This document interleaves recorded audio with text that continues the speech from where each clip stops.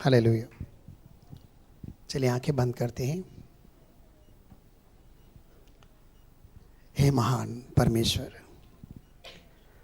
आप पवित्र हैं, आप सर्वशक्तिमान हैं और इस स्थान पर हम आपकी प्रभुता की घोषणा करते हैं, न बल से न शक्ति से परंतु तेरी आत्मा के द्वारा।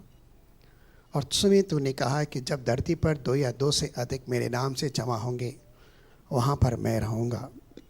और जो कुछ पिता से प्रभु यीशु आपके नाम से मांगा जाता है आप प्रदान करते हैं। आप सत्यवादी परमेश्वर हैं, आप पवित्र हैं, आपकी योजनाएं हमारे लिए अद्भुत है।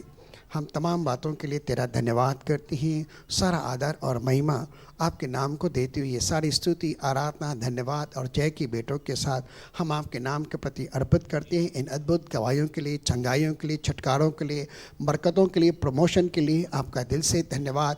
रक्षा सुरक्षा के लिए धन्यवाद और धन्यवाद करते हैं। आज के दिन प्रभु जो कुछ भी तेरे भवन में आया भेंटों के तौर, चाहे दशमांश अर्पण उठाने की बेटी, प्रभु आप उन्हें स्वीकार करें, उन्हें आशीषित करें, उन्हें पवित्र करें। जिन्होंने जो कुछ भी दिया हम दिल से दुआ करते हैं कि आज स्वर्ग के जोरों के खोलकर हर एक के जीवन में, हर एक के कार्य व्यापार पर, हर एक के घर परिवार के अंदर, हर एक के पर्सनल जीवन के अंदर स्वर्ग स्थानों की सारी आत्मिक आशीषें आने दे और वह भी महिमा के दंड के अनुसार, ताकि उनके जीवन में कोई भी ऐसा क्षेत्र न हो जहाँ पर पिता वे तेरी महिमा को, तेरी अद्भुत आशीष और तेरी बरकत को न देख पाए। पिता हम दुआ करते हैं, मलाकी 3:11 का शब्द है, फिलिपियों 4:19 का शब्द है, हर एक के जीवन के अंदर पूरा हो। सब तंगी, सब मंदी, सारे कर्ज, सारे मर्ज, सारे ब्याज बटे प्रभु यीशु मसीह के नाम से, सारे कोर्ट कचहरी प्रभु तेरे लोगों के जीवन से दूर होने पाए। लेकिन आज हम दुआ करते हैं सिर्फ तेरी महिमा के लिए पिता, तेरे लोगों को आशीषित कर, धन की आशीष दे पिता।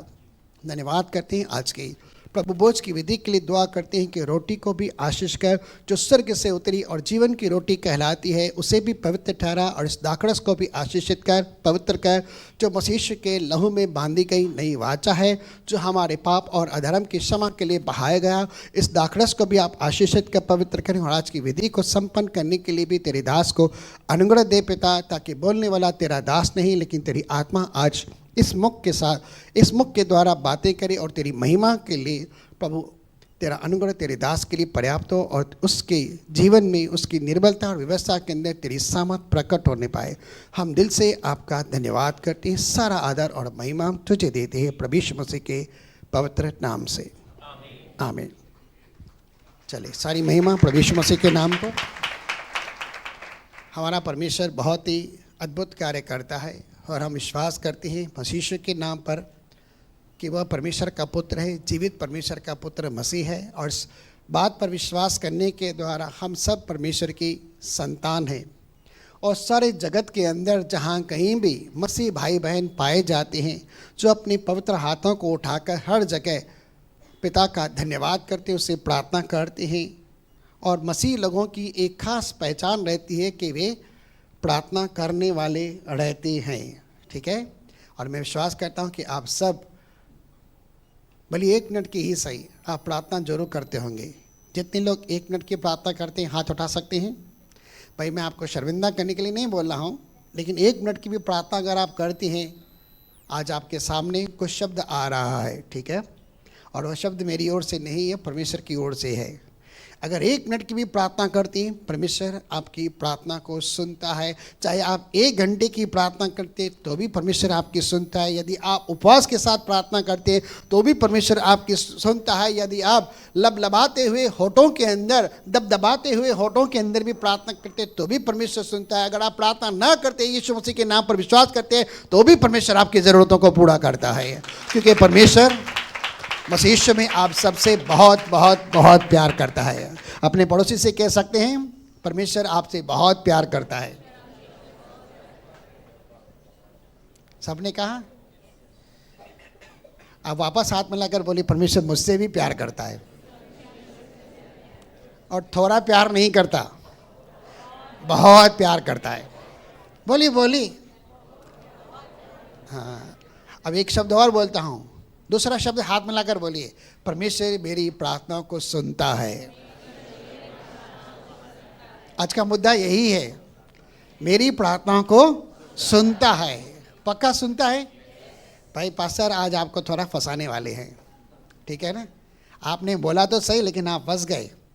कैसे फंस गए? हम आज वचन के आधार पर कुछ देखने जा रहे हैं कि वाकई परमेश्वर आपकी प्रार्थना को सुनता है। अगर वह सुनता है तो करता क्या है, ठीक है? आज हम एक ऐसे शख्स के बारे में सुनने जा रहे हैं जो परमेश्वर का दास है। चलिए हम आ रहे हैं, डायरेक्ट वचन के अंदर चलते हैं। लूका की पुस्तक पहला अध्याय, वहाँ 5 शब्द से पढ़ते। लूका पहला अध्याय 5। और हम सब जानते हैं इस कहानी के अंदर क्या है। यहाँ पर 2 मनुष्य हैं और दोनों क्या हैं? बुजुर्ग हैं। बुजुर्ग यानी बुढ़े हैं, ठीक है? चलिए पढ़ते हैं लूका 1:5। यहाँ से पढ़ेंगे थोड़ा। यहूदियों के राजा हेरोदेस के समय हाँ। अबिय्याह के दल में जकरयाह नाम का एक याजक था। कौन था? कौन था भाई? याजक था। बोलो याजक था, ठीक है? और याजक को तो मंदिर के अंदर ही काम करना रहता है और याजक अपने आप चुने नहीं जाते हैं। याजकों को परमेश्वर खुद चुनता है, उन्हें अपने निकट आने देता है और वे परमेश्वर और मनुष्य के बीच बिचवाई का काम करते हैं, ठीक है? और याजक की ही प्रार्थना परमेश्वर सुनता है, ठीक है? क्योंकि उसे मध्यस्थता का काम दिया गया है मनुष्य और परमेश्वर के बीच सेवा करने का। मैं इस विषय में लंबा नहीं जाना चाहता क्योंकि हम नहीं तो मुद्दे से भटक जाएंगे, ठीक है? वो याजक है। आप और मैं कौन है? आप और मैं कौन है? हम याजक हैं, ठीक है? याजकों का समाज है, पवित्र प्रजा है, ठीक है? परमेश्वर की निज प्रजा है। 1 पतरस 2:9 के आधार पर हम याजकों का समाज है और हम सब प्रार्थना करने वाले लोग हैं, ठीक है? सही है? परमेश्वर हमारी प्रार्थना को सुनता है। आगे चलते हैं। यहूदियों के राजा हेरोदेस के समय अबिय्याह के दल में जकरयाह नाम का एक याजक था और उसकी पत्नी हारून के वंश की थी। वाह, ये हारून की वंश है जिसे परमेश्वर ने, जो मूसा का भाई है, उसे लेवी होने महायाजक होने के लिए चुना था और इसी गोत्र में से लेवी और याजक बनते चले आए। यह उस परिवार से आती है, उस गोत्र से आ रही है। आगे, जिसका नाम इलिशिबा था। इलिशिबा नाम है। हाँ, और वे दोनों परमेश्वर के सामने धर्मी थे। क्या थे? आप धर्मी हैं? पक्का? गए समय है, हम कुछ समय से हम यही बात सुन रहे हैं कि हम मसीह के नाम पर विश्वास करने के द्वारा, उसके बलिदान, उसके लहू के द्वारा, उसकी मृत्यु, उसके पुनरुत्थान के द्वारा हम सब धर्मी ठहराए गए क्योंकि हम दिल से विश्वास करते हैं और मुंह से अंगीकार करते हैं और यह हमारे लिए धार्मिकता का करार दिया जाता है। सही है? वे परमेश्वर के सामने, मनुष्य के सामने नहीं, परमेश्वर के सामने क्या थे? धर्मी थे। ध्यान देना, परमेश्वर, मनुष्य के सामने हम टिप टॉप दिख सकते हैं लेकिन परमेश्वर हमारे मन को जांचता है, ठीक है? लेकिन ये परमेश्वर के सामने धर्मी हैं। आगे, और प्रभु की सारी आज्ञाओं और विधियों पर निर्दोष चलने वाले थे। कितनी मस्त क्वालिटी के परमेश्वर की सभी आज्ञाओं के ऊपर निर्दोषता के साथ चलने वाले थे, यानी बिना हिचक, बिना हट, बिना वाद विवाद, बिना तर्क वितर्क के, ये डायरेक्ट नम्रता के साथ परमेश्वर की आज्ञाओं के ऊपर चलने वाले बहुत ही अच्छे लोग थे, ठीक है? हम भी कोशिश करते, कभी कभी गिर जाते हैं, वो बात अलग है, लेकिन परमेश्वर हमें उठाता है फिर चलाता है, ठीक है?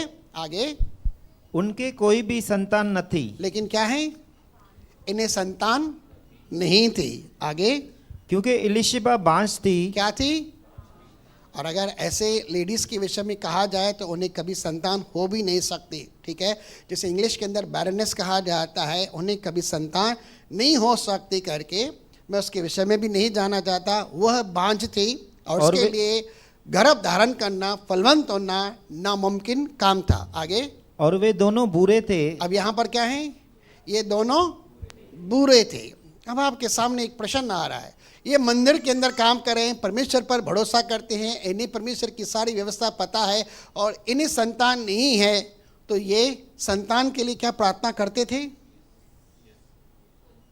करते होंगे। एक अनुमान तो लगा सकते हैं, बाइबल हमें स्पष्ट रीति से बताता है, क्योंकि स्वर्गदूत का जो सामने से जवाब आ रहा है ना, वहाँ पर कुछ ऐसा ही जवाब आ रहा है। नेचुरल है, जिन्हें संतान नहीं है उनकी नामधराई होती है समाज के अंदर, लोग उन्हें तुच्छ जानते हैं, निंदा करते हैं, कभी कभार टिप्पा टिप्पणी भी कर देते हैं। मैं ऐसे जोरों के लिए लगातार प्रार्थना करते रहता हूं और कल भी हम जब मिले थे हम प्रार्थना कर रहे थे ऐसे जोरों के लिए जो शादीशुदा है, कि नहीं 2 साल 3 साल 4 साल 5 साल, किसी को 12 साल भी हो गए कि उसे गर्भ का फल नहीं है, तो प्रभु उन्हें गर्भ का फल दे दे।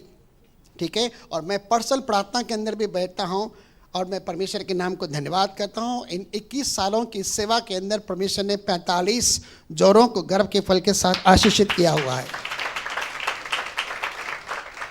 क्योंकि एलीशिबा बांझ थी और वे दोनों बुढ़े थे। अब जब बुढ़े हो गए तो उनके सामने जो हालात दिख रहे हैं आंखों से और जो शरीर के अंदर महसूस कर रहे हैं, जो अनुभव कर रहे हैं उनके द्वारा, तो उन्हें गर्भ का फल मिलना नामुमकिन था। लेकिन ये फिर भी परमेश्वर के आगे प्रार्थना करते थे कि प्रभु, समाज में नामधराई होती है और इस्राएल देश के अंदर अगर किसी को वंश न हो तो अगर निर्वंश बढ़ जाता है तो उसकी पूरा ही वंशावली ही मिट जाती है करके। और परमेश्वर नहीं चाहता था कि किसकी वंशावली पूरी तरह से मिट जाए, लेकिन उसे कभी कभार संतान प्राप्त होने के लिए अनुग्रह होता था। चलिए आगे बढ़ते हैं। जब वह अपने दल की पाड़ी पर परमेश्वर के सामने याजक का काम करता था, याजक का काम कर रहा था कहाँ पर? मंदिर के अंदर, ठीक है। तो याजकों की रीति के अनुसार उसके नाम पर चिट्ठी निकली। क्या निकला? चिट्ठी से नहीं जाओ, सूरती, ठीक है। चिट्ठी निकली, यानी याजक लोग भी आपस के अंदर चिट्ठी डालते थे, भाई सेवा करने के लिए कौन जाएगा। बाइबल में लिखा है चिट्ठी डाली तो जाती है लेकिन उसका निकलना परमेश्वर की ओर से होता है। यीशु मसीह जब क्रूस पर मर रहा था तो उसके कपड़ों के विषय में भी चिट्ठी डाली गई थी कि ये सैनिक में से कौन कपड़े ले, क्योंकि यीशु मसीह का जो भागा था वह बिन सियन के था, यानी सिया हुआ नहीं था। इसलिए चेलों ने कहा, इसे सैनिकों ने कहा कि इसे फाड़ना या काटना जरूरी नहीं है। उसके लिए चिट्ठी डाली गई थी और चिट्ठी एक सैनिक के नाम लिखा और उसने वह भागा ले लिया था, ठीक है। आगे चलते हैं। तो याजकों की रीति के अनुसार उसके नाम पर चिट्ठी निकली कि वह प्रभु के मंदिर में जाए और सेवा का कार्य पूरा करे। आगे, और धूप जलाने के समय लोगों की सारी मंडली बाहर प्रार्थना कर रही थी। बड़ी अच्छी बात है कि कलीसिया और कलीसिया के अंदर जो याजक है, याजकों का जो दल है, वो सब लोग याजक के लिए यानी जकड़िया के लिए प्रार्थना कर रहे थे कि वह सेवा कर रहा है और वह सेवा के अंदर परमेश्वर के द्वारा आशीष पाए। जब दुआएं होती हैं परमेश्वर सुनता है और कार्य करता है, ठीक है। कलीसिया और याजकों का समाज दुआ कर रहा है, सारी मंडली बाहर प्रार्थना कर रही थी। आगे, कि प्रभु का एक स्वर्गदूत धूप की वेदी के दाहिनी और खड़ा थोड़ा हुआ। सा मंदिर के अंदर चलना, ठीक है। थोड़ा सा अपने आप को मूसा के तंबू के अंदर ले आना कि ये सेवा कर रहा है और धूप जला रहा है, परमेश्वर इसके धूप के धुआं को स्वीकार कर रहा है, बाहर प्रार्थना चल रही है और पूरी पवित्रता और निर्दोषता और धार्मिकता के साथ ये सेवा की जा रही है। और अचानक वहाँ पर एक स्वर्गदूत उपस्थित सो रहा है, परमेश्वर के मंदिर में उसके वेदी के दाहिने ओर खड़ा होकर बात कर रहा है। आपसे मैं एक सवाल पूछूंगा बाद में। आगे, और जकड़िया देखकर घबराया और उस पर बड़ा बैश आ गया।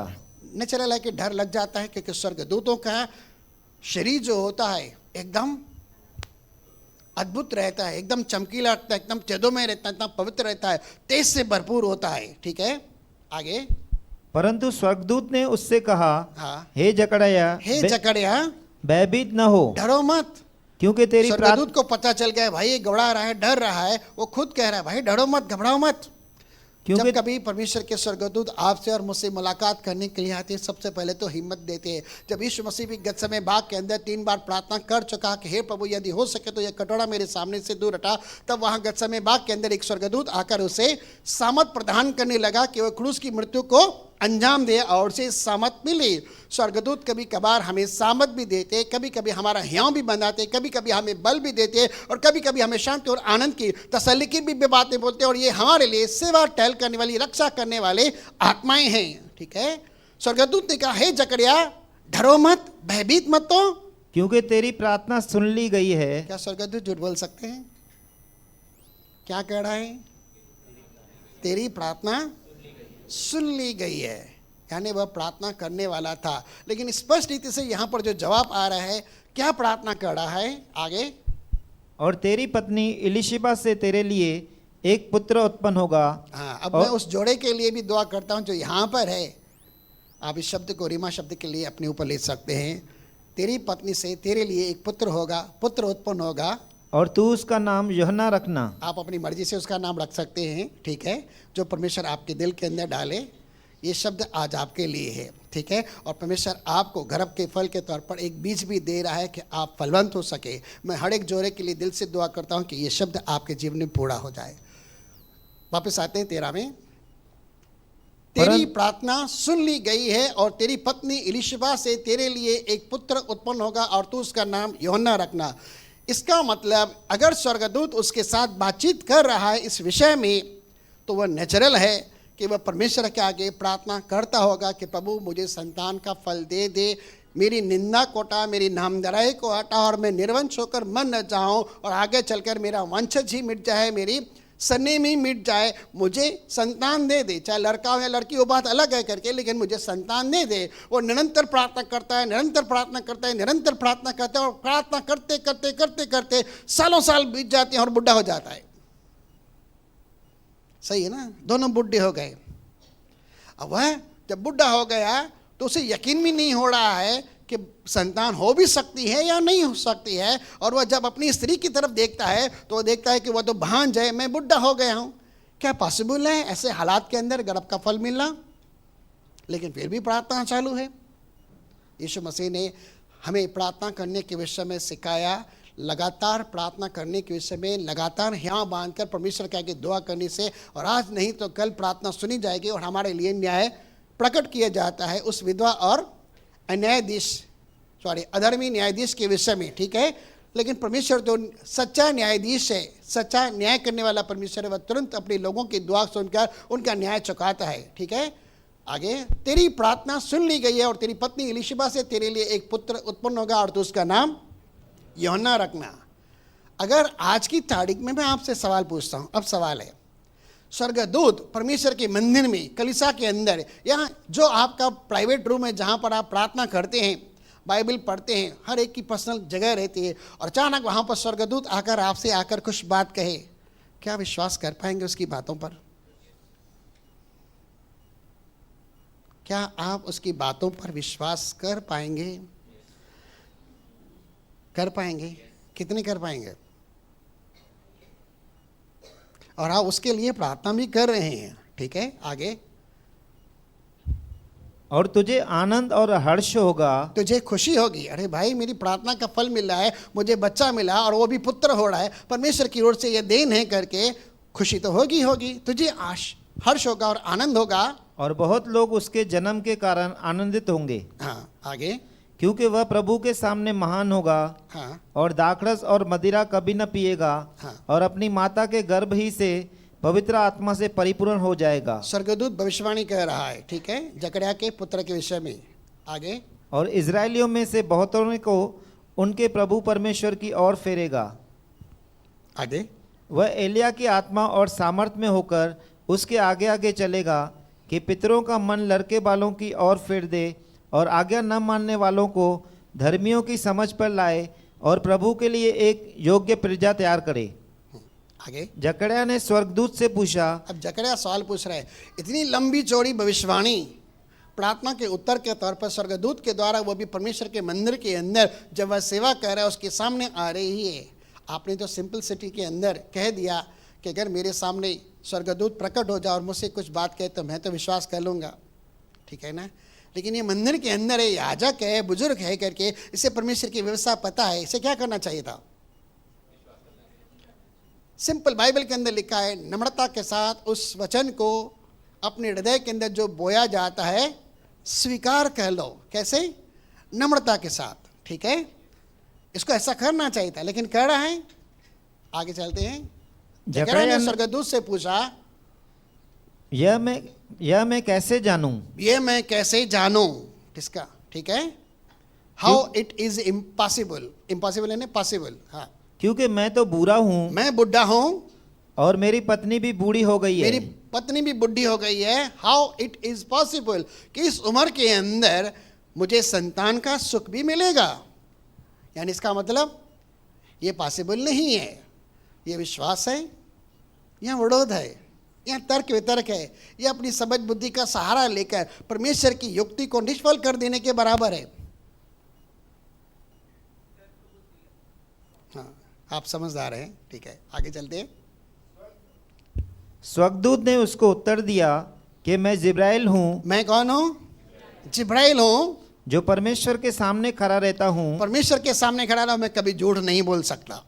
ठीक है, आगे। और मैं तुझसे बातें करने और तुझे यह सुसमाचार सुनाने को भेजा गया ये हूँ। बातें करने के लिए मुझे परमेश्वर नहीं भेजा है कि मैं तुझे तेरी प्रार्थना का उत्तर दूं, और ये खुशी की बात मैं तुझे बताऊं कि तेरे घर के अंदर भी एक पुत्र आने वाला, एक बच्चा आने वाला, संतान आने वाली है। इससे तो तुझे उछलना चाहिए, कूदना चाहिए, आनंदित होना चाहिए। और तू कह रहा है ये कैसे होगा? क्या परमेश्वर के लिए कोई काम कठिन है? क्या परमेश्वर के लिए कोई काम कठिन है? बिल्कुल भी नहीं है करके। लेकिन ये कहता है हाउ इट इज पॉसिबल, मैं बुढ़ा हूं, मेरी पत्नी भी बुढ़ी है, वो तो भांज है, यह नामुमकिन है, यह हो नहीं सकता।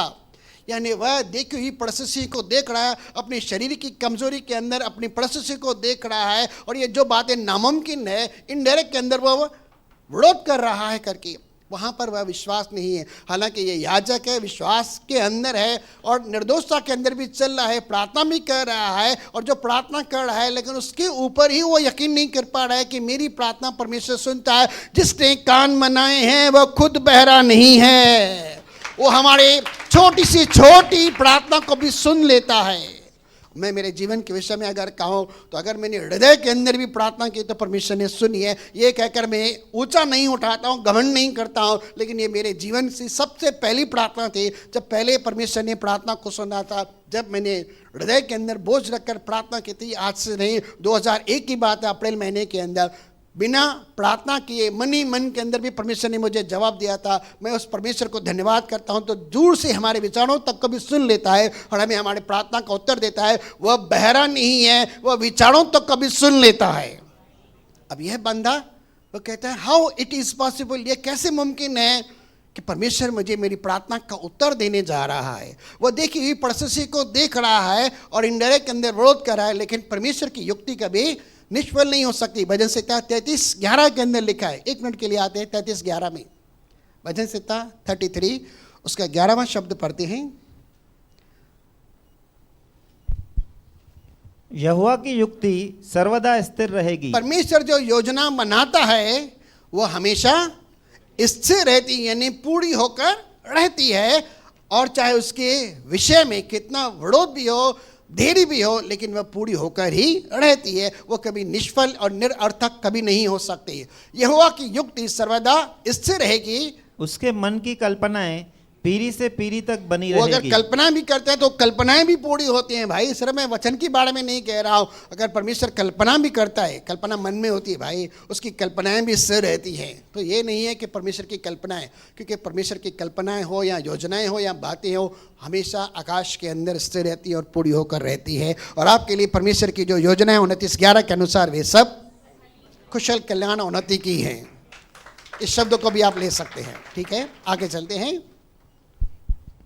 मैं जिब्राइल हूं जो परमेश्वर के सामने खड़ा रहता हूं और ये बातें तुमसे कहने के लिए आया हूं। आगे, और देख, जिस दिन तक ये बातें पूरी न हो ले, जब तक ये बातें पूरी न हो ले, उस दिन तक तू मौन रहेगा। तब तक तुम मौन रहेगा, यानी कुछ बोल नहीं सकेगा। अब यहाँ पर हम अगर जकड़िया के विषय में देख रहे हैं तो यहाँ दूर दूर तक विश्वास दिखाई नहीं देता। किस पर? परमेश्वर के शब्द पर, परमेश्वर की बातों पर, परमेश्वर के स्वर्गदूत के द्वारा बोले गए शब्दों के ऊपर ईमान दिखाई नहीं दे रहा। और नहीं यहाँ दिखाई दे रहा है परमेश्वर मेरी दुआ को सुन रहा और मुझे उसके प्रति प्रतिफल भी दे रहा है, मुझे मेरी प्रार्थना का उत्तर भी दे रहा है। और यह अविश्वास के अंदर लगने वाला था, इसलिए ये नहीं हो सकता, नहीं हो सकता, नहीं हो सकता, शायद ऐसा ही जाकर बोलता। लेकिन इसके लिए क्या किया गया? तू अपने मुंह से नकारात्मक शब्दों बोलकर परमेश्वर की युक्ति को कहीं निष्फल न कर दे, इसलिए क्या कर दे? तेरे मुंह के ऊपर प्लास्टर लगाया जाता है। यानी जब तक बच्चा ना आए तेरे घर के अंदर तब तक तू बात ही नहीं सकेगा। अब बात करेगा नहीं तो नकारात्मक भी नहीं बोलेगा, निगेटिव भी नहीं बोल सकेगा, परमेश्वर की युक्ति को भी बिगाड़ नहीं सकेगा, इसलिए उसका मुंह बंद कर दिया गया। लेकिन परमेश्वर की दया कृपा के द्वारा अगर आगे हम जा रहे हैं तो परमेश्वर ने उन्हीं दिनों के अंदर एलीशिबा की भी सुध ली और उन्हीं दिनों के अंदर एलीशिबा गर्भवती हुई। जब उसका 5वां महीना चल रहा था तो 6वें महीने के अंदर एक स्वर्गदूत जिसका नाम जिब्राइल ही है, वह एक और लेडी के पास जाता है और आकर उससे भी कुछ बात करता है। चलिए हम पढ़ते हैं लूका की पुस्तक, इस अध्याय को आप घर के अंदर पढ़ लेना। लेकिन हम एक और यहाँ पर लेडी को देखते हैं, लेकिन ये लेडी कुंवारी है और उसका नाम क्या है? सब लोग जानते हैं, मरियम। चलिए हम पढ़ते हैं मरियम के सामने जब आ रहा है तो स्वर्गदूत उसे क्या कह रहा है? 26 से पढ़ते हैं, लूका 1:26 से। 6वें महीने में परमेश्वर की ओर से जिब्राइल स्वर्गदूत गलील के नासरत नगर में एक कुआरी के पास भेजा गया, हाँ, जिसकी मंगनी यूसुफ नाम दाऊद के घराने के एक पुरुष से हुई थी। यह भी दाऊद के घराने की है। उस कुआरी का नाम मरियम था। हाँ, और स्वर्गदूत ने उसके पास भीतर आकर कहा, आनंद और जय तेरी हो, जिस पर ईश्वर का अनुग्रह हुआ है। एक मिनट, प्रभु इन दिनों के अंदर हम कुछ सीख रहे हैं। क्या सीख रहे हैं? अनुग्रह के द्वारा, विश्वास के द्वारा ही हमारा उद्धार हुआ है। ठीक है, तो क्या आपके ऊपर मसीह यीशु का अनुग्रह है? है? पक्का? किसके ऊपर है बताओ तो, सर पे हाथ रख के बताइए, किसके ऊपर अनुग्रह है? सबके ऊपर है। देखो, मैंने भी रखा, मेरे ऊपर भी अनुग्रह है और मैं विश्वास करता हूँ और इसी विश्वास के द्वारा मेरा भी उद्धार हुआ है। ठीक है, अब यहाँ पर जो शब्द है, इस शब्द को तोड़ मरोड़ते हैं 2 मिनट के लिए। जिस पर परमेश्वर का अनुग्रह होता है, क्या होता है? उसके जीवन के अंदर क्या आता है? 2 आशीषें तो आती है। एक तो आनंद की आशीष आ जाती है और दूसरा जय की आशीष आती है। वहाँ असफलता, पराजय है, वहाँ निराशा, हताशा, मायूसी है, वहाँ चिंता, डर, घबराहट है नहीं है। जिस पर परमेश्वर का अनुग्रह होता है वहाँ पर आनंद भी आता है और वहाँ पर जय भी आती है। इस शब्द को भी आप अपने हृदय के अंदर विश्वास के साथ ले सकते हैं। इन कानों को सुनने के द्वारा अपने हृदय के अंदर बजाय, क्योंकि ये बीज है। और आज जब मैं मनन कर रहा था तो परमेश्वर ने एक अलग तरह से रेवलेशन देने की कोशिश की। मैंने कहा, प्रभु नेक्स्ट वीक, सच्ची मैंने सर, प्रभु नेक्स्ट वीक, क्योंकि मुझे इतना टाइम नहीं मिलेगा कि मैं इसके विषय में सुनाऊं। तो मैंने कहा ठीक है भाई, मैं वेट करता हूं। आगे, आनंद और जय तेरी हो, जिस पर ईश्वर का अनुग्रह हुआ है। प्रभु तेरे साथ है। क्या परमेश्वर हमारे साथ हैं? जब आप बाइबल पढ़ते हैं तो आप ऐसे ही पढ़िए, प्रभु मेरे साथ है, मुझ पर परमेश्वर का अनुग्रह है, इसलिए मैं सदा आनंदित हूँ और मैं सदा जयवंत हूँ। आगे, वह उस वचन से बहुत घबरा गई और सोचने लगी कि यह किस प्रकार का अभिवादन है। हाँ, अब ये बिलीवर लेडी है, कुंवारी है, ये कहते हैं स्वर्गदूत आकर मेरा इतना मान सम्मान कर रहा है, हाँ कैसे? और वह सोच रही है। ठीक है, सोचना कोई गलत बात नहीं। आगे, स्वर्गदूत ने उससे कहा, हे मरियम, भयभीत न हो, क्योंकि परमेश्वर का अनुग्रह तुझ पर हुआ है। हाँ, अब ये शब्द आपके लिए भी, परमेश्वर का अनुग्रह आप पर हुआ है। आगे, और देख तू गर्भवती होगी। हाँ, और मैं तेरे उस बहन से जो शादीशुदा है लेकिन गर्भ का फल नहीं है, इस शब्द को आप ले सकते हैं। तू गर्भवती होगी और तेरे एक पुत्र उत्पन्न होगा। हाँ, तू उसका नाम यीशु रखना। आपको जो मन पड़े वो नाम लिखना, परमेश्वर आपके हृदय के अंदर डालेगा। ठीक है, वह महान होगा और परम प्रधान का पुत्र कहलाएगा। हम भी परमेश्वर के बच्चे ही हैं। आगे, और प्रभु परमेश्वर उसके पिता दाऊद का सिंहासन अब यहाँ उसको पर कुछ देगा। कह रहा है, वो परमेश्वर का पुत्र कहलाएगा और क्या होगा? दाऊद के सिंहासन पर, दाऊद के सिंहासन पर राज्य करेगा। आगे, यानी वह दाऊद की वंशावली होगी। आगे, और क्या? और वह याकूब के घराने पर आगे सदा, चल रहा है, पीढ़ियों से पीढ़ियों वह याकूब के घराने के अंदर भी राज्य करेगा और उसके राज्य का अंत न होगा। उसका राज्य जो होगा वह अनंत होगा। तो इसका मतलब अगर ये मरियम बिलीवर है तो उसे कम से कम एक शब्द तो याद आना चाहिए, यशायाह की पुस्तक का, अद्भुत युक्ति करने वाला परमेश्वर। वो आएगा, एक कुंवारी गर्भवती होगी, एक पुत्र जनेगी। जब उसने सोचा ये दाऊद का है, यह याकूब का है और उसका राज्य अनंत काल का है, वह शांति का राजकुमार करेगा, तो जरूर है कि यहाँ पर मसीहा आ रहा है। वह सोच रही थी विचारधारा के अंदर। आगे, मरियम ने स्वर्गदूत से कहा, यह क्यों कर होगा? यह कैसे होगा? मैं तो पुरुष को जानती ही नहीं। अभी तो मेरी शादी नहीं हुई है। स्वर्गदूत ने उसको उत्तर दिया हाँ, कि पवित्र आत्मा तुझ पर उतरेगा न बल से न शक्ति से, लेकिन पवित्र आत्मा के द्वारा परमेश्वर का आत्मा तुझ पर उतरेगा और परम प्रधान की सामर्थ तुझ पर छाया करेगी। हाँ, इसीलिए वह पवित्र जो उत्पन्न होने वाला है परमेश्वर का पुत्र वो कहलाएगा। परमेश्वर का पुत्र कहलाएगा।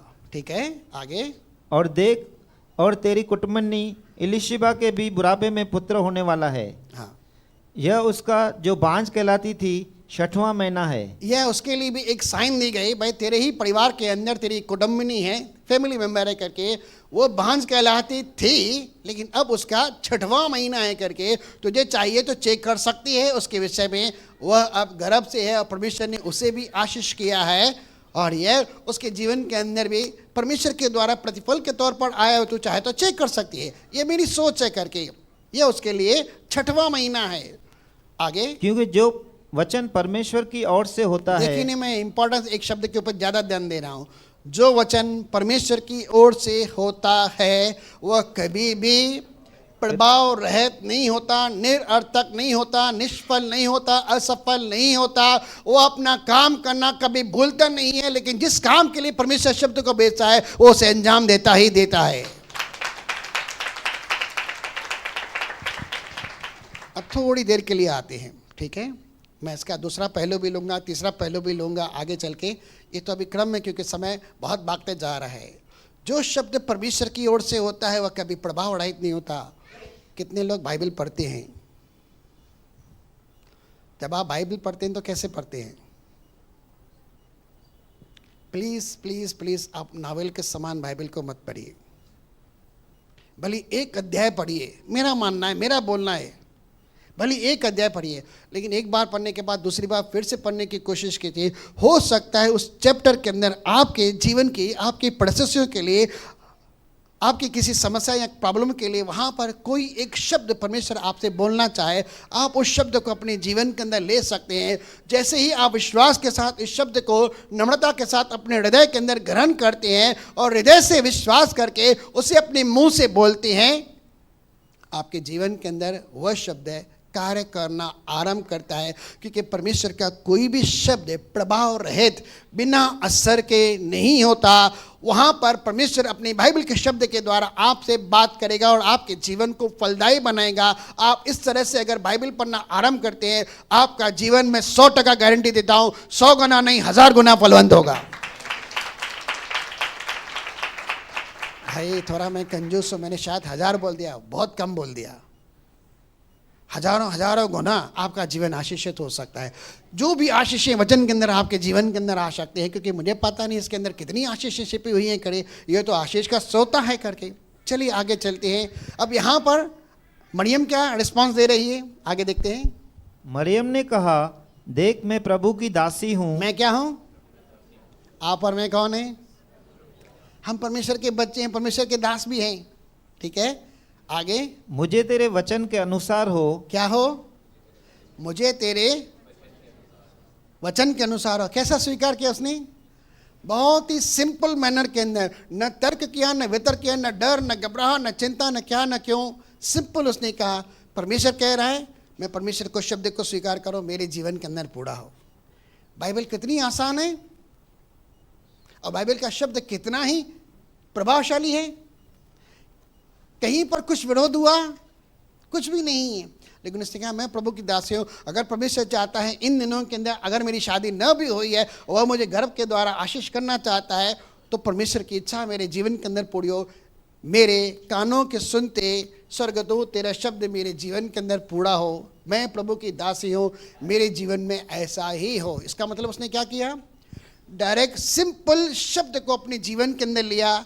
अपने जीवन के अंदर फ्रूटफुल होने के लिए आपको और मुझको परमेश्वर के शब्द को कैसे लेना है? थोड़ा मरियम से भी सीखना है। ऐसे हम सिंपल कह देते हैं यहोवा मेरा चरवाहा, मुझे कुछ गटी न होगी, और जब कभी गटी आ जाती है तो थोड़ा इधर थोड़ा उधर देखना चालू करते, सही है ना। लेकिन अगर कहें प्रभु तू मेरा चरवाहा है, मुझे जीवन के अंदर कभी कभी इस समय दिख रहा है, लेकिन मैं तेरा धन्यवाद करता हूँ क्योंकि मेरी गटियों को तू भरपूरी के अंदर परिवर्तित करने वाला परमेश्वर है। चट्टानों से दाख मधु उत्पन्न करने वाला, चट्टानों से मीठा जल उत्पन्न करने वाला तू परमेश्वर है। आकाश से मन्ना बरसाकर तू खिलाने वाला परमेश्वर है। तू मेरा चरवाहा है, मुझे कोई घटी ना होगी। हम ऐसा शब्द भी बोल सकते हैं। ये होगा विश्वास। और अगर हम विश्वास नहीं करते तो जकड़िया समान बोले हाउ इट इज़ पॉसिबल, मेरे जीवन में नहीं है, मुझे बाहर जाना पड़ेगा, कमाना पड़ेगा, ये करना पड़ेगा, वो करना पड़ेगा, कहीं से मांगना पड़ेगा, ये करना पड़ेगा। आप अपनी समझ बुद्धि का जब सवाल लेते तो गड़बड़ हो जाती है, ठीक है। लेकिन परमेश्वर के शब्द पर विश्वास करते हैं, परमेश्वर एलिया के समान आपको चिकना चुपड़ा खिलाने के लिए तैयार हो जाता है। सही है ना। उसने उससे कहा भाई सारपत में जा, वहां मैंने एक विधवा को तेरे खाने के लिए तैयार करके रखा है। प्रभु विधवा जिसका पति नहीं, वो मुझे क्या खिलाएगी? भाई तू जा सारपत में, अकाल का समय तो जा, मैंने तेरे लिए वहाँ पर बंद कर। प्रभु वो मुझे क्या खिलाएगी, मैं तो बहुत आदित्य हूँ चिकना चुपड़ा खाने का। बोले ठीक है प्रभु मैं जा रहा हूँ, तू कह रहा है तो मैं सारपत में भी जा रहा हूँ, विधवा के पास भी जा रहा हूँ, वो मुझे खिलाएगी तो खिलाएगी, तू कह रहा तो मैं जा रहा हूँ। उसने विरोध नहीं किया और वह चिकना चुपड़ा खाता रहा, ठीक है। और उसके कारण वह विधवा सारपत के अंदर भी खाती पीती रही और 3.5 साल का अकाल पूरा हो गया, उनके जिन में कोई कमी घटी नहीं आई। जब परमेश्वर शब्द बोलता है तो 100% पूरा होता है, क्योंकि उसका शब्द कभी प्रभाव रहित नहीं होता है। हमें परमेश्वर के शब्द को बहुत ही नम्रता के साथ, सरलता के साथ, विश्वास के साथ अपने हृदय के अंदर बीच की नहीं लेना है, मुंह से बोलना विश्वास करके, वह आपके जीवन में पूरा होगा और आप उसका असर आज नहीं तो कल यहाँ तुरंत देख सकते हैं। मैं यहाँ पर स्थगित करता हूँ। अब सिंपल एक सवाल पूछा, आज वचन में कुछ मज़ा नहीं आया, सही ना? आया? लेकिन ये वचन आया क्यों? मैं बार बार परमेश्वर से पूछ रहा था, प्रभु कुछ तो दे, कुछ तो बोल, कुछ तो बोल। लेकिन उसने सिर्फ एक ही बात बोली कि मेरे लोगों को बोल, मेरे लोगों को बोल। मैंने कान बनाए हैं, मैं खुद भी सुनता हूँ। मैंने आँख बनाई है, मैं देखता भी हूँ। मैंने ज़बान बनाई है तो मैं बात भी करता हूँ। और अगर मैंने वायदा किया है मांगने का तो मैं देने वाला परमेश्वर हूँ, ठीक है। लेकिन परमेश्वर की ओर से एक कंप्लेंट भी आई। मैं सच बोल रहा हूँ, परमेश्वर की वेदी पर खड़ा हूँ कि मेरे लोग जो जो प्रार्थना करते हैं भूल जाते हैं, याद भी नहीं रहता उन्हें कि वो प्रार्थना क्या करते हैं, और नहीं उसके प्रति कभी वो धन्यवाद करते हैं, और नहीं उन्हें ये यकीन हो पाता है कि उनकी प्रार्थना को सुन लिया गया और हाँ और आमीन के साथ मैंने तब्दील कर दिया है। वे विश्वास नहीं कर पाते, इसलिए उनके जीवन के अंदर कोई फल दिखाई नहीं देता, और न मुझे धन्यवाद का प्रतिफल आता है और न ही उनके जीवन के अंदर प्रतिफल आ पाता है। ये एक विडंबना है मेरे विश्वासी बच्चों के साथ। ये शब्द परमेश्वर, ना तो मुझे धन्यवाद आता है कि उनकी प्रार्थना सुन ली गई है, और ना ही वे विश्वास कर पाते हैं इस बात के ऊपर कि उनकी प्रार्थना का उत्तर उनके जिम्मे मैं देने जा रहा हूँ, और वे ऐसे चलते हैं जैसे उन्होंने एक फॉर्मेलिटी पूरी कर दी। ये मेरी ओर से नहीं है बिल्कुल भी। ये परमेश्वर कल मुझसे इस तरह से बात कर रहा है और मैं आपके सामने रख रहा हूँ। अब मैं आपसे एक सवाल पूछता हूँ, आप जब कभी चाहे 1 मिनट की भी प्रार्थना करते हैं, सिर्फ 1 मिनट की भी प्रार्थना, 1 मिनट के लिए अंदर रुक जाइए, सिर्फ इतना अपने आप से पूछिए, आज जो मैंने प्रार्थना की है क्या उसने सुनी है? और अगर उसने प्रार्थना को सुनी है तो अच्छी बात है कि बुरी बात है? सवाल है आज का। अगर उसने मेरी प्रार्थना को सुनी है तो अच्छी बात है कि नहीं? अगर मैं मेरे पिता से कहूँ, पिताजी मुझे 10 रुपए दे, और मेरे पिताजी कहे हाँ मैंने तेरी फरियाद सुन ली 10 रुपए के विषय में, तो मेरे पिताजी क्या करेंगे? मैं एग्जाम्पल के तौर पर कह रहा हूँ, इस संसार के अंदर में वो पिता नहीं है शारीरिक रीति से, लेकिन मैं एग्जाम्पल के तौर पर, मेरे पिता क्या कहेंगे? चुप करके बैठेंगे कि अपनी जेब में हाथ डालेंगे, आप बटुआ निकालेंगे, उसमें से 10 रुपये निकाल के मुझे दे देंगे कि मेरे बेटे ने मुझसे 10 रुपये मांगे? क्या करेंगे बताइए तो?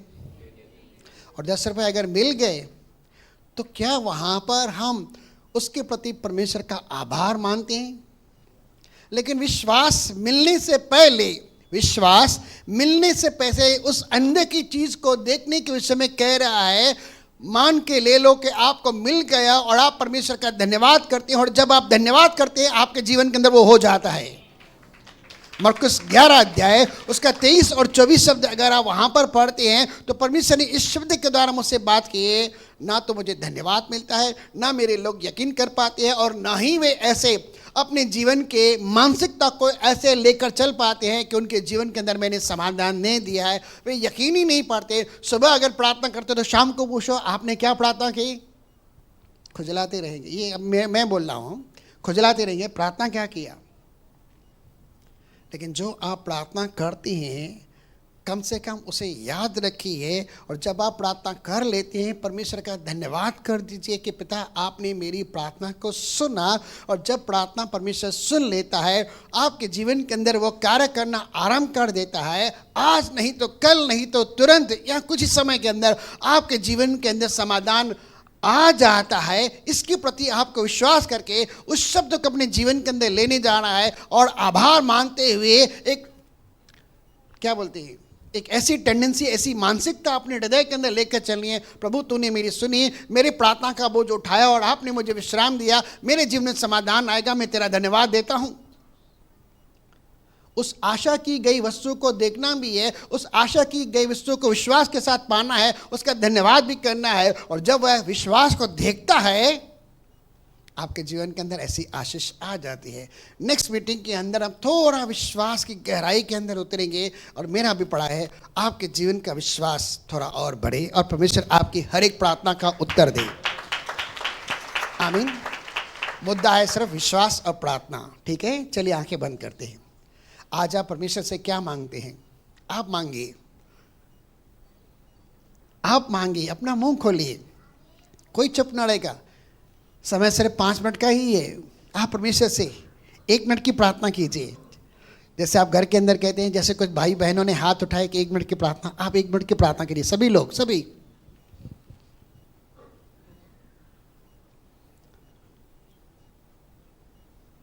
हर एक जन प्रार्थना करेगा, परमेश्वर से मांगेगा और आज परमेश्वर आपको देने जा रहा है।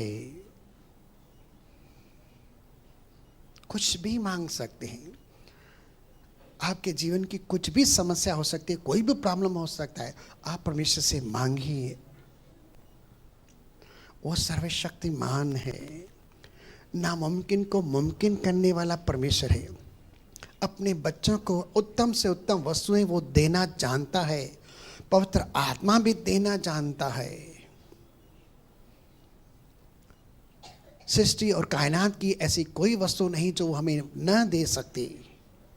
उसने ओपन चैलेंज किया है, मांगो दिया जाएगा। यदि तुम मुझसे मेरे नाम से कुछ मांगोगे तो मैं दूंगा।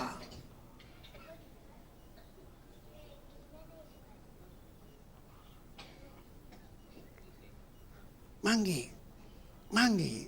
आप क्या मांग सकते हैं? मांगिए।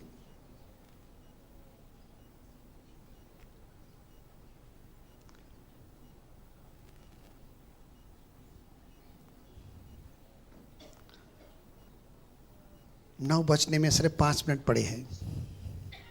चलिए आंखें खोलें। अब मैं किसी से नहीं पूछूंगा, लेकिन आज जो प्रार्थना आपने की है, मैं सिंपल कहूँगा, इससे याद रखिए कि आज आपने क्या मांगा। ठीक है, घर के अंदर अगर आप डायरी बनाते हैं तो उसके अंदर जाके लिख के रखिए। और इस समय मैं सिंपल कह रहा हूँ, सिर्फ आपसे 1 मिनट के लिए मैं जो बोल रहा हूँ मेरे पीछे पीछे बोलेंगे, सिर्फ 1 मिनट के लिए कहेंगे, हे पिता, प्रभु यीशु मसीह के नाम से मैं आपका धन्यवाद करता हूँ। तेरी उपस्थिति में, तेरे वचन के अनुसार आज जो आपने मुझे आमंत्रण दिया प्रार्थना करने के लिए, मैंने विश्वास के साथ तेरे शब्द की मान्यता के प्रति प्रार्थना की है।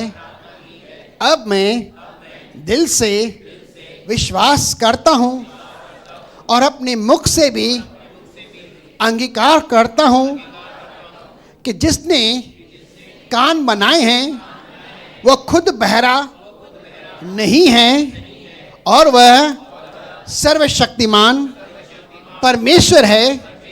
प्रभु यीशु मसीह के पवित्र नाम से आज मैं दिल से आपका धन्यवाद करता हूँ कि आपने मेरी प्रार्थना को सुन लिया। दिल से धन्यवाद, दिल से धन्यवाद, दिल से धन्यवाद। और मैं विश्वास करता हूँ आज आप मुझे व्यर्थ, निष्फल, खाली हाथों से नहीं जाने देंगे। मैंने जो मांगा मुझे मिला है।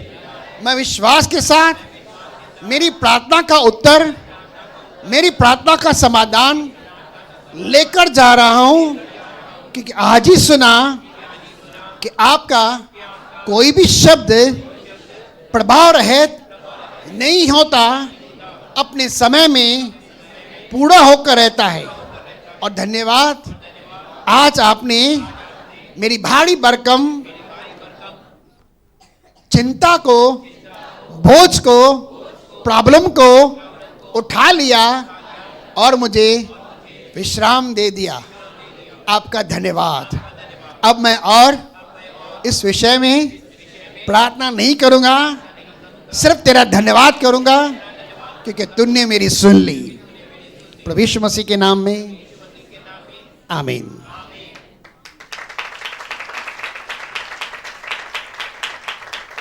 अब आप क्या करेंगे? सिर्फ 2 मिनट के लिए बोल रहा हूं। ये प्रार्थना वापस करेंगे जो इस समय आज आपने की, याद करेंगे। याद तो करेंगे ही करेंगे, लेकिन प्रार्थना नहीं करेंगे। आप इसके लिए सिर्फ धन्यवाद करेंगे। और जैसे आप धन्यवाद करेंगे, मैं गारंटी देता हूं आपके जीवन में प्रार्थना का समाधान आएगा। परमेश्वर आपके प्रार्थना का समाधान देगा, आपके जीवन में हल आएगा, जवाब आएगा, आशीष आएगी। चाहे वह चंगाई हो, छुटकारा, बरकत है, नौकरी है, शादी है, बच्चा है, कुछ भी है, वो आपके जीवन में आएगा। क्योंकि आज का यही शब्द है, मैंने आपकी प्रार्थना सुन ली है।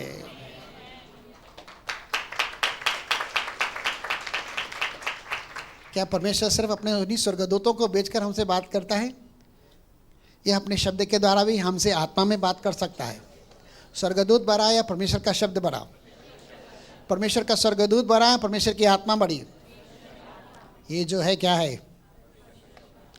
ये आकाश में सदाकाल के लिए स्थिर रहता है। और आप इस बात पर विश्वास करें और यही आपके जीवन के अंदर पूरा होगा। वो कभी प्रभाव रहित नहीं जाएगा। ठीक है? पिता परमेश्वर, प्रभु यीशु मसीह के नाम से आज आपका दिल से धन्यवाद करते हैं। पिता, दिल से दुआ करते हैं कि प्रभु इस समय जिस किसी भाई या बहन या बच्चे के जीवन के अंदर प्रार्थना के प्रति, आज के शब्दों के प्रति संदेह है, डर है, चिंता है, अविश्वास भी है, प्रार्थना मसीह यीशु के नाम से प्रभु उनके हृदयों से आप दूर हटने दें और आप उन्हें आशावादी बनाएं। उस आशा के अंदर उस चित्र को उनके जीवन के अंदर, उस मंजर को दिखने दें जो विश्वास के साथ आज उन्होंने प्रार्थना की तेरी उपस्थिति में। और आज तेरी उपस्थिति के द्वारा आज हर एक को आशीष कर। मैं हर एक उस जोड़े के लिए भी दुआ करता हूँ जो शादीशुदा है पिता, उन्हें तेरी ओर से गर्भ का फल मिले। जिस तरह से आपने एलीशिबा और जकरिया को आशीषित किया और आज इस शब्द को कि तेरे द्वारा सारे जोड़े फलवंत हो प्रभु, जिन्हें फल की जरूरत है पिता, और दुआ भी कर रहे हैं और सारी निंदा इनके जीवन से, सारा अपमान उनके जीवन से दूर हो। और जिन बातों के कारण झगड़े तगड़े होते हैं पिता घर परिवार के अंदर, वो सारी नामदराई, वो सारा वातावरण मिटे और तेरे द्वारा हर एक वह जोड़ा फलवंत हो प्रभु। आज मैं दिल से दुआ करता हूँ कि जकरिया और एलीशिबा के समान हर एक उस जोड़े को जिन्हें संतान की आवश्यकता है प्रभु उन्हें दे। और प्रभु हर प्रकार की स्थिति परिस्थिति को उनके जीवन से परिवर्तित करके आज तेरे द्वारा हर एक को वह फल आने दे, ताकि उस फल के द्वारा तेरी महिमा हो और हर एक उस घर परिवार के अंदर हर्ष और आनंद की बातें हो और तेरी महिमा से भावित हो। और हर एक वह गर्भ का फल तेरी आत्मा से भावित हो गर्भ के अंदर ही पिता, और तेरी महिमा के लिए उस घर के अंदर सर्वदा तेरे नाम की जय जयकार होती रहे। मैं सब बातों के लिए तेरा दिल से धन्यवाद करता हूँ। सारा आदर महिमा मैं तुझे देता हूँ। मैं घटूँ और तू बढ़े। मेरे सारे घमंड के प्रति भी मैं अपने हाथों को देता हूँ मसीह के सामर्थी नाम से, आमीन। अब पिता परमेश्वर का प्रेम, प्रभु यीशु मसीह का अनुग्रह और पवित्र आत्मा की सहभागिता अब से लेकर सर्वदा तक, जब तक प्रभु यीशु मसीह बादलों पर हम सब के साथ बनी रहे और बढ़ती रहे। सारे भाई बहन बोलेंगे बोल प्रभु यीशु मसीह की। परमेश्वर आपको आशीष करे। क्या बोलेंगे पड़ोसी को? आज प्रार्थना की, परमेश्वर ने मेरी प्रार्थना सुना है। बोली बोली हाथ में लाकर पड़ोसी को बोली, आज परमेश्वर ने मेरी प्रार्थना को सुना है।